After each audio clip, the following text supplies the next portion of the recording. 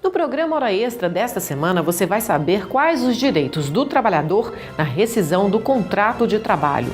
Veja também palestra do ministro Ives Gandra, do TST. Em congresso em Goiânia, ele fala sobre a falência do Poder Judiciário no Brasil, mas aponta saídas para a racionalização da prestação jurisdicional.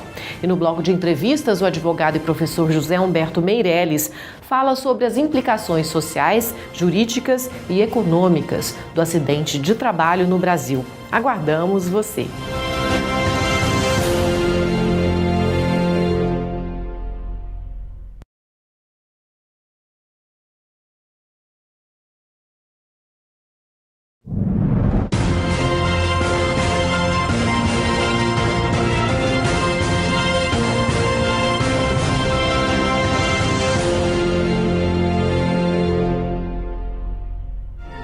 Começando mais uma edição do Hora Extra e neste programa você confere os seguintes destaques.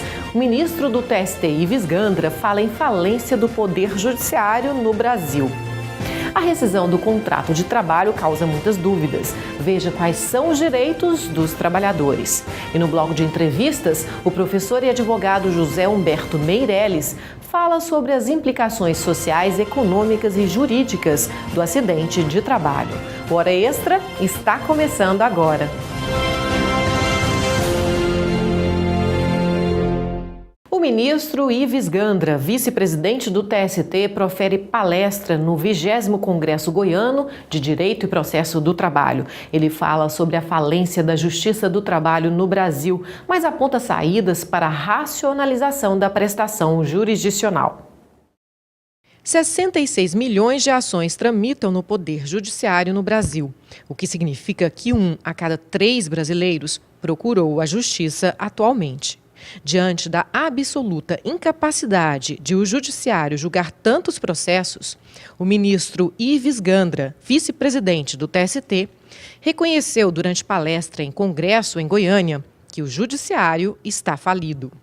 O ministro afirmou que uma das causas para tanta litigiosidade reside no grande número de bacharéis de direito que se formam todos os anos no país. Ele citou que o Brasil conseguiu aprovar mais cursos de direito, 2.500, do que o total de faculdades existentes no mundo. Por outro lado, o ministro do TST apontou que há saídas para a crise no judiciário. No momento em que nós queremos resolver tudo, esperando num Estado paternalista que resolva as nossas questões, não há cultura ou é desprestigiada a cultura da negociação direta entre as partes, da solução negociada, realmente o judiciário vai ficando atolado, ele vai passando à sociedade a imagem de que é possível resolver tudo através de processos e realmente vai ficando atolado de processos. Hoje o Supremo, com a repercussão geral, resolveu o problema dele, mas está travando todo o Poder Judiciário. Eu acho que nós temos que partir para uma solução mais radical de resolver mesmo os processos na primeira ou segunda instância e deixar só temas para os tribunais superiores e para o Supremo Tribunal Federal. Mas dizendo em cada caso, esse julga, esse não julgo, e não mandar tudo para o limbo do sobrestamento. Então, é possível ainda recuperar o tempo perdido? A justiça brasileira tem saída? Não tenho dúvida, falta a vontade política e vencer medos e preconceitos.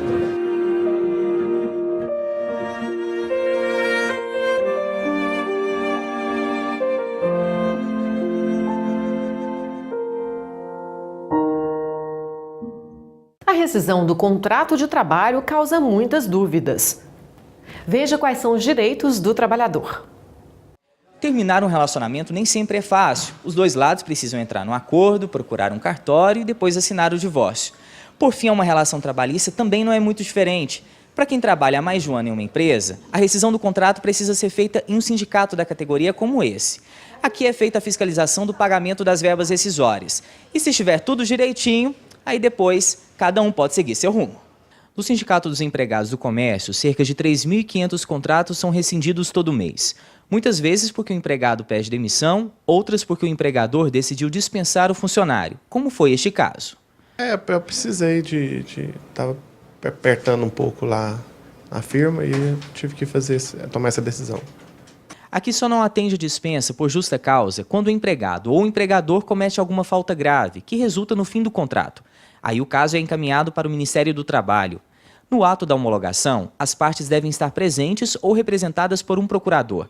O presidente do sindicato explica que durante o atendimento, os cálculos de verbas rescisórias, como férias, 13º, saldo do salário, são todos conferidos.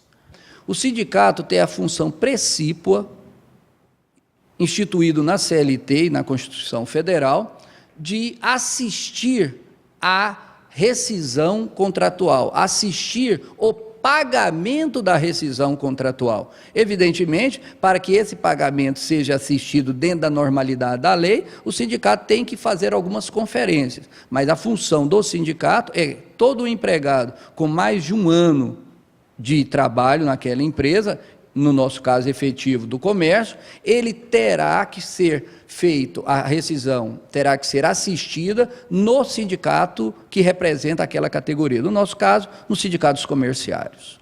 Para fazer a quebra do contrato, não pode esquecer documentos importantes, como o termo de rescisão do contrato, a carteira de trabalho, comprovante de aviso prévio, o extrato da conta vinculada ao FGTS. Para isso, é bom seguir algumas orientações. O empresário, ele tem que trazer aqui os documentos pertinentes àquela relação de trabalho. Ele tem que trazer a carteira de trabalho assinada, ele tem que trazer o termo de rescisão de contrato, ele tem que trazer o seguro-desemprego, o comunicado de dispensa, o valor a ser pago ou o depósito bancário com o extrato da conta do trabalhador. Evidentemente, a melhor conta é a conta salário.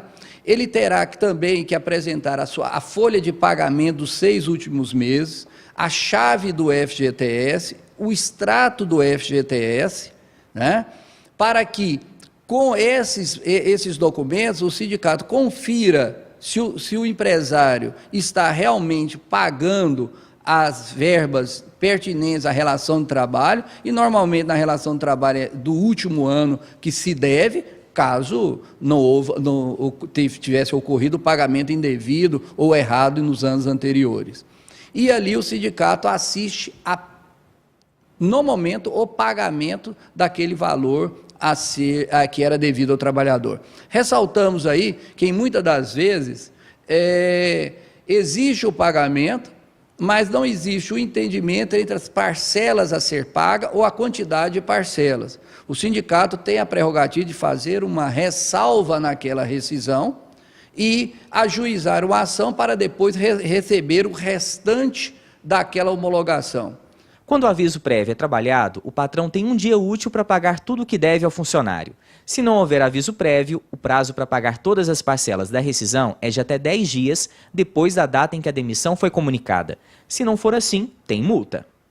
A multa é um salário do empregado, certo? Evidentemente, se esse prazo se prolongar muito, que nós temos exemplos aqui dentro do sindicato, o sindicato vai lutar por outros direitos do trabalhador, porque ele está perdendo a sua condição material de sobrevivência. Então, nós estamos solicitando aí um dano material e um dano moral, caso o empresariado venha a prorrogar muito esse prazo para efetuar o pagamento da rescisão, porque aí, evidentemente, ele estará perdendo a possibilidade de levantar o seu FGTS, está perdendo a possibilidade de receber o seu seguro-desemprego. Infelizmente, em Goiás, isso não é raro. Nós temos vários casos aqui e que, graças a Deus, a Justiça tem atendido as demandas, reparando esse erro cometido pelo empresariado.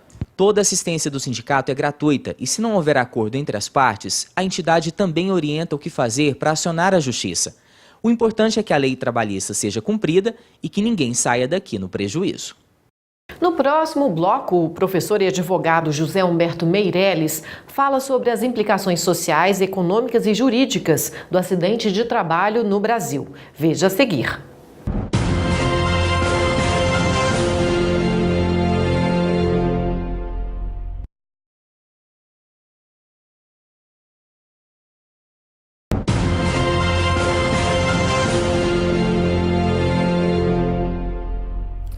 As estatísticas mundiais sobre a insegurança no ambiente de trabalho são alarmantes. A cada 15 segundos, um trabalhador morre em decorrência de acidente ou doença ocupacional. E 160 sofrem acidente de trabalho. Daí a importância de as empresas implementarem normas de segurança no local de trabalho, a fim de prevenir esses acidentes e doenças ocupacionais. Para falar sobre o assunto, nós conversamos hoje com o advogado e professor José Humberto Meirelles. Seja bem-vindo à Hora Extra, José Humberto. Muito obrigado, Fernanda. Os riscos da insegurança no ambiente de trabalho ainda são grandes no Brasil? Substanciais. Eu diria que aqui no Brasil nós temos altos índices de acidentes de trabalho ao longo dos últimos anos. Nós temos observado a manutenção de uma alta taxa de acidentes de trabalho em relação ao restante do mundo. O Brasil hoje ocupa a 4ª posição em todo o mundo em acidentes de trabalho em números absolutos. Para se ter uma ideia, nós temos aí a China em primeiro lugar, nós temos os Estados Unidos em segundo lugar, a Rússia em terceiro e o Brasil vem na 4ª posição. Em 2011, nós tivemos o registro de mais de 711 mil acidentes do trabalho, dos quais 2.800 resultaram em óbitos, pouco mais de 2.800 resultaram em óbitos. Então, em dados estatísticos, isso coloca o Brasil em números absolutamente impressionantes em termos de acidentes do trabalho. Para se ter uma ideia, já aproveitando aqui que nós estamos em época de Copa do Mundo ainda, o Brasil edificou aí, para a preparação dessa Copa, 12 estádios, nas quais nós verificamos aí 8 acidentes com vítimas fatais. Não é? Destes, 3 foram na Arena Pantanal, 3 foram... foram 3 na Arena do Amazônia, 3 na Arena Corinthians, 1 na Arena Pantanal e 1 no estádio Mané Garrincha. Então, foram 8 óbitos ao todo, ao longo desses anos, na construção desses estádios. Em comparação, aí você pode até pensar, mas é muito pouco acidente com óbito na construção de 12 estádios. Não é. Se nós pensarmos que na Copa do Mundo, por exemplo, da África do Sul, nós tivemos aí em torno de 2 acidentes fatais apenas na construção de 10 estádios. Então, é um número 4 vezes superior ao evento passado, demonstrando que o Brasil, praticamente em qualquer trabalho que desenvolve ou faz, nós temos aí um índice de acidentes maior do que o convencional no restante dos lugares do mundo. Esses números são altos no Brasil, mas ainda não refletem a realidade. Por que isso acontece? Bom, esses números são altos, mas eles não refletem a realidade exatamente porque nós estimamos que em torno de 50% dos acidentes de trabalho sequer são registrados ou chegam ao conhecimento da Previdência Social, que é o órgão responsável por fazer os dados estatísticos, né, sobre esses eventos acidentários e conceder os benefícios para as pessoas que foram vitimadas por acidente ou aos parentes das vítimas nas hipóteses de acidentes fatais. Então, se apenas 50% chega dos acidentes, nós tivemos aí 700 mil acidentes só apenas no ano de 2011, então pensando em termos numéricos, dobrando o valor, seriam em torno de 1.400.000 acidentes por ano, e esses números vêm se mantendo ao longo dos anos. Ele não tem subido, mas também não tem caído. E quando você tem um prognóstico de uma sequência de acidentes num patamar alto demais, elevado demais, obviamente alguma coisa não está boa, alguma coisa tem que mudar nesse aspecto. E na sua opinião, qual que é a maior causa desses acidentes no Brasil? Bom, é uma série de fatores, a começar pelo desrespeito à legislação.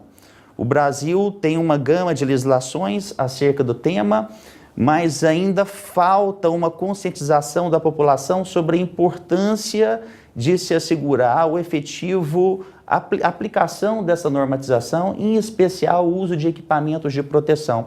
Esses equipamentos de proteção, os programas estabelecidos para segurança e saúde no trabalho que precisam ser cumpridos e não são cumpridos, muito provavelmente objetivando também situação de economia. Uma economia que pode sair pela culatra porque gera um custo para a Previdência elevado, gera um custo para os cofres públicos elevados e gera um custo para o empregador e para o empregado elevados quando ocorre um acidente de trabalho. Então, o investimento em segurança e saúde do trabalho seria mais barato para as empresas do que a ocorrência dos acidentes, além de poupar milhares de vidas. Infinitamente mais barato. Se nós pensarmos em termos numéricos, em termos de valores, Quando você cria um programa de saúde ocupacional, você consegue reduzir drasticamente um dos números de acidentes da empresa, porque você implementa aquele programa, fornece os equipamentos de proteção adequados para cada situação, especialmente em atividade de risco, e obviamente que se uma pessoa consegue se salvar ou sobreviver a um acidente, ela vai ter um tratamento que é mais barato para os cofres do Estado, mais barato para o empregador, sobre o aspecto de custear tratamentos, caso ele seja responsável, porque ele pode ser responsabilizado pela falta de fornecimento de equipamento, ou mesmo que ele forneça se ele não fiscalizar o efetivo uso. Porque aquela velha alegação dos empregadores, olha, o empregado se recusa a usar o aparelho, o equipamento de proteção, o equipamento de segurança. Então, o que a lei quer é que o empregador seja dono da sua empresa. E ser dono não quer usar o equipamento de proteção, que é de segurança, dispensa por justa causa. Esse é o caminho correto a ser seguido. Correto. A OIT, inclusive, sugere a adoção de medidas a nível nacional para promover a inclusão das questões de segurança, higiene e meio ambiente de trabalho em todos os níveis, médio e profissional, com o objetivo de satisfazer as necessidades de treinamento de todos os trabalhadores. Isso poderia reduzir esse número alto de acidentes no Brasil? Sim, o Brasil ele é signatário dentro da OIT de 6 convenções internacionais acerca de segurança, de equipamentos, de saúde. Especificamente, nós temos a Convenção 81 da OIT, que dispõe sobre fiscalização do trabalho. Nós temos a Convenção 155 da OIT, também sobre segurança e saúde no trabalho. E nós temos a Convenção 160, que dispõe sobre a divulgação de dados estatísticos sobre acidentes do trabalho. Exatamente por isso nós temos esses dados todos, que eles são coletados anualmente, e aí nós podemos compor as informações e sabermos aí se nós estamos evoluindo ou se nós estamos piorando. Mas na atual taxa, nós temos observado a manutenção do índice de acidentes em patamares elevados. Então, legislação na OIT tem, o Brasil é signatário? É. O que falta efetivamente é cumprir esta fiscalização, é cumprir as metas que estão determinadas por lei. Aí sim nós teríamos uma efetiva redução. Falta uma conscientização da população nesse sentido, tanto do ponto dos empregados quanto do ponto dos empregadores. Obviamente que treinar os empregados para o exercício do ofício ou profissão é muito importante, mas nós temos observado que às vezes as empresas tentam economizar nesse sentido ao não treinar o empregado. Então, nós temos muitas situações de acidente do trabalho, até com violação de outros direitos trabalhistas que levam à ocultação do acidente em si. É o caso, por exemplo, que nós temos aquele empregado que às vezes ele está recebendo um seguro-desemprego e aí ele não quer ser registrado, e ele é contratado por uma nova empresa, ele começa a prestar um serviço, e ele sofre um acidente do trabalho sem estar registrado, porque ele está recebendo o seguro-desemprego, e ele está, obviamente, cometendo um crime, o empregado acabou se acidentando, o empregador agora tem um empregado não registrado e acidentado, na qual ele tem que comunicar ao órgão responsável. E ele faz essa comunicação através da emissão da CAT, que é o Comunicado de Acidente do Trabalho. E ele fica numa situação complicada, porque ele tem que registrar o empregado e fazer com que o acidente ocorra no primeiro dia. E isso, obviamente, leva à falta de treinamento e também responsabilização do empregador pelo acidente, e o empregado passa a se responder até por processo criminal, dependendo das circunstâncias de não ter comunicado que obteve um novo emprego, estava oferindo seguro-desemprego de maneira indevida. Ok, sobre o assunto da responsabilidade objetiva ou subjetiva do empregador e a comprovação do nexo de causalidade, nós vamos comentar no próximo bloco. Vamos para um rápido intervalo e voltamos já. Hoje conversando com o advogado e professor José Humberto Meirelles sobre as implicações jurídicas, sociais e econômicas do acidente de trabalho.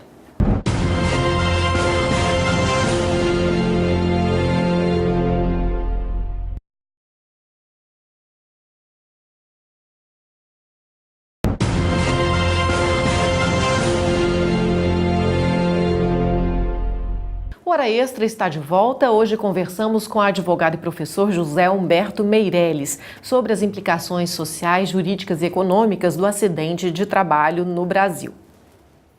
O nexo de causalidade entre o acidente e a atividade exercida pelo trabalhador é difícil de ser comprovado na justiça? Olha, nós temos um documento próprio para isso, que ele é conhecido como CAT, que é o Comunicado de Acidente do Trabalho.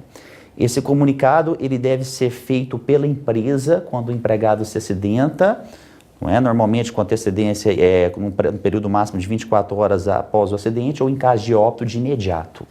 E muitas das vezes o empregador não faz essa comunicação. Por isso a lei permite ao próprio empregado, ao sindicato que o representa ou mesmo a familiares em caso de óbito, promover essa comunicação do acidente do trabalho, e esse documento é emitido em 4 vias, porque uma vai para a empresa, outra vai para a Previdência, outra fica com o empregador e outra fica com o empregado. Então, se distribui e esse documento é um documento comprobatório que existe entre o nexo, fica comprovado aí, com esse documento de que ocorreu um acidente nas dependências da empresa.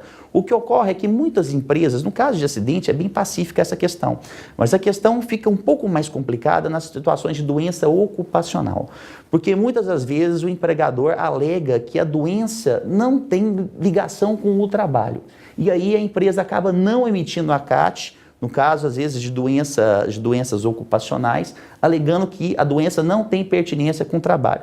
Mas isto é violar o dispositivo da CLT, do artigo 169, que determina expressamente, mesmo que haja mera suspeita de que a doença seja ligada ao trabalho, então seria também obrigada a promover essa emissão deste documento nessas hipóteses. Então, isso pode acontecer e tem gerado dúvidas, mas a lei é clara nesse sentido, está no artigo 169 da CLT. E quanto à responsabilidade do empregador, ela pode ser objetiva e subjetiva. Você poderia falar um pouquinho sobre cada uma? Sim, nós temos que definir a responsabilidade, é muito importante porque para fins indenizacionais, para que o empregador seja responsabilizado pelo evento danoso que o empregado sofreu, então é preciso analisar se a atividade é considerada de risco ou não. Hoje, no Brasil, nós temos um entendimento majoritário de que, quando o acidente do trabalho ocorre em atividades que não sejam de risco, vigora a tese da responsabilidade subjetiva. O que é isto? O empregado tem que provar que o empregador agiu com culpa, seja imperícia, imprudência ou negligência, para que ele passe a ter o direito a receber a indenização. Então, cabe ao empregado o ônus de provar essa culpa do empregador e ele pode provar através de um desvio funcional, de ausência de fiscalização, de falta de fornecimento de equipamento de proteção individual ou de outras formas. Então, quando a atividade é convencional, o empregado tem que provar a culpa do empregador. Agora, se você estiver diante de uma atividade de risco, onde a atividade por si só implica riscos à saúde de outrem, como no caso de atividades como, por exemplo, de mineração, atividades de trabalho em lugares muito altos, então, como construção civil. Então, nós temos aí, obviamente, vigora a teoria da chamada responsabilidade objetiva, que é a invocação do artigo 927, parágrafo único do Código Civil, que estabelece que o empregador responde independentemente da ocorrência de culpa no acidente. Então, nestes casos, o ideal realmente é o empregador fornecer o equipamento de proteção e assegurar o efetivo uso, porque qualquer acidente, mesmo que o empregador não tenha concorrido com culpa, ele será responsabilizado, ressalvada a hipótese de culpa exclusiva da vítima. Mas, normalmente, acontece o acidente e aí a empresa acaba sendo responsabilizada objetivamente. Agora, é muito difícil definir, em certos casos, o que é responsabilidade objetiva e o que é subjetiva. Porque o que é uma atividade de risco? A lei não fala. Nós temos algumas portarias ligadas ao Ministério do Trabalho, que são os quadros das normas regulamentadoras, que estabelecem algumas atividades de riscos. Elas aí, atividade de grau máximo, com certeza se inserem em atividade de riscos. Mas, por exemplo, nós temos algumas atividades que são difíceis você alocar como sendo de risco ou não. Tomemos, por exemplo, a situação de um motoboy hoje. Um rapaz que pega uma moto e vai fazer uma entrega, a atividade dele, pelo trânsito que nós temos hoje nas atuais cidades brasileiras, ela é uma atividade de risco? A jurisprudência majoritária atualmente tem entendido que sim. Tanto que sim, que recentemente agora nós tivemos uma lei aí que conferiu adicional de periculosidade aos motoentregadores. Então, é uma atividade de risco, o sujeito ele tem que estar atento ao trânsito o tempo todo, ele pega aquele corredor, ele pode bater em alguém, e se ele cair, a lataria do veículo é o corpo dele. Então, os tribunais têm entendido, mas ainda de forma majoritária, de que a responsabilidade é objetiva nestes casos que envolvem acidente do trabalho. Mas ainda assim não há um entendimento passivo, porque não há uma lei específica dizendo, olha, esta atividade é de risco e esta não é. Há algumas nuances na lei, como o Código de Mineração, por exemplo, que fala que é uma atividade de risco.